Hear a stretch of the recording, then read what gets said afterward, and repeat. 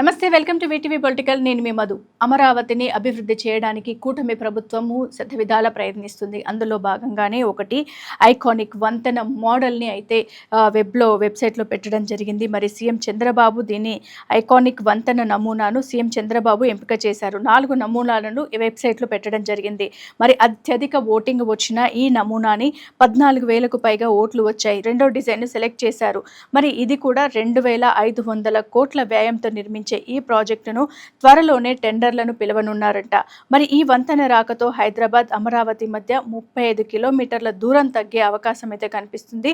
దానితో పాటు గంటన్నర సమయం కూడా ఆదా అవుతుంది అని చెప్తున్నారు. ఈ నమూనాను కూచిపూడి నృత్యంలోని స్వస్తిక హస్త భంగిమ ఆధారంగా తీసుకున్నారని తెలుస్తుంది. అంటే మనకు స్వస్తిక అంటే కూచిపూడి నాట్యంలోని స్వస్తిక హస్త భంగిమ లాగా ఉంటుంది అని చెప్పేసి దీనికి నమూనాని, అంటే ప్రతి దాంట్లో కూడా ఒక అర్థము మన భారతీయ కళలు ఉట్టిపడేలాగా ఉండేలాగా దీన్ని అయితే చిత్రీకరిస్తున్నట్టుగా మనకు తెలుస్తుంది. మరి దీని నిర్మాణం ఎన్ని రోజులకి ప్రారంభిస్తారో, ఎప్పటి వరకు ఇది ప్రారంభించే అవకాశం ఉందో మనమైతే వెయిట్ చేసి చూడాల్సిందే. So keep watching on VTV. వీటీవీని సబ్స్క్రైబ్ చేసుకోవడం మర్చిపోకండి.